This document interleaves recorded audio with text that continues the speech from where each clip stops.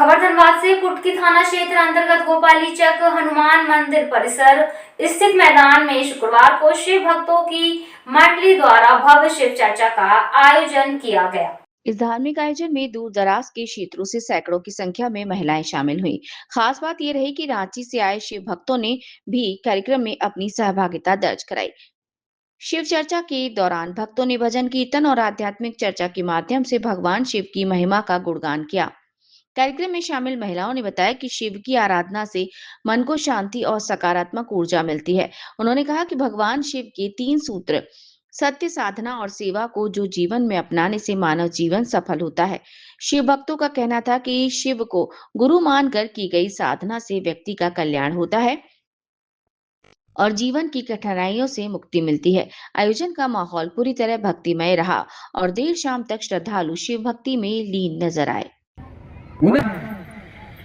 रात होने के अंधेरा हो जाने की वजह से बेगूसराय में साहब रुक जाते हैं अपने मित्र के यहाँ। रहोतगी साहब जो साहब के साथ मधेपुरा में भी थे, उनके यहाँ रुक जाते हैं। रात भर बातें होती हैं। भगवती के बहुत बड़े उपासक थे वो, तो उनके यहाँ बातें होती है। रात सोए हैं साहब।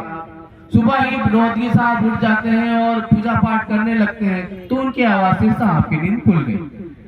जो साहब की नींद खुली,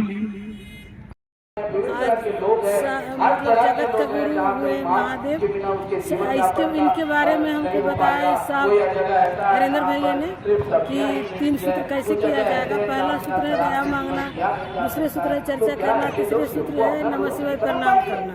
ये 3 सूत्र के माध्यम से लोगों को दिलों में महादेव धड़क रहे हैं कि मतलब कि आगे की ओर बढ़े और गुरु को मतलब चर्चा सब लोगों को बतावे और हर जनमानस में बता दिया जाए कि महादेव गुरु भी कहलाते हैं।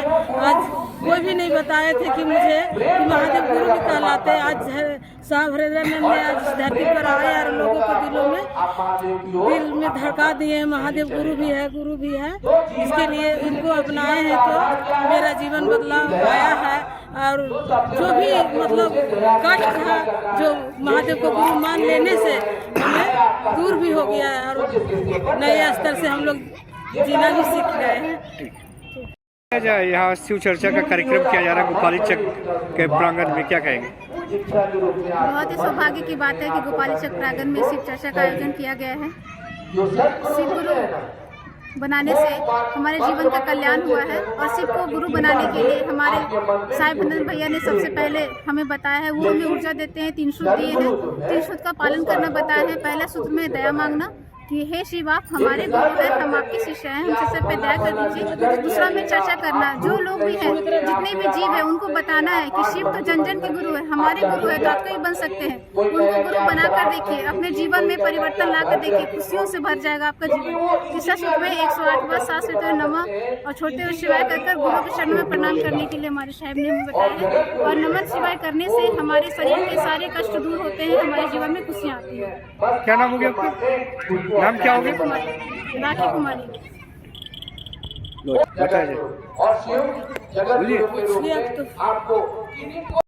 से क्या अपील करेंगे? यहाँ शिव चर्चा की जा रही है।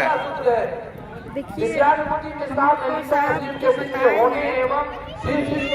सूत्र लेके ही चलना है और 3 सूत्र जन जन को बताना है। हम लोग साहब दीदी के नक्शे कदम पर चलने का कोशिश करते हैं। उनके जैसे तो नहीं बन सकते, लेकिन कोशिश कर रहे एक दूसरे को जोड़ने को। हमारे साहब बताए हैं 3 सूत्र के बारे में। पहला में दया, दूसरा में चर्चा, तीसरे में गुरु तो हम लोग यही कोशिश करते हैं और इसके लिए महादेव से ही दया मांगते हैं कि ये गुरु आप दया कीजिए कि हम लोग साहब दीदी के नक्शे कदम पर चल सके, जन जन को जोड़ सके शिव चर्चा।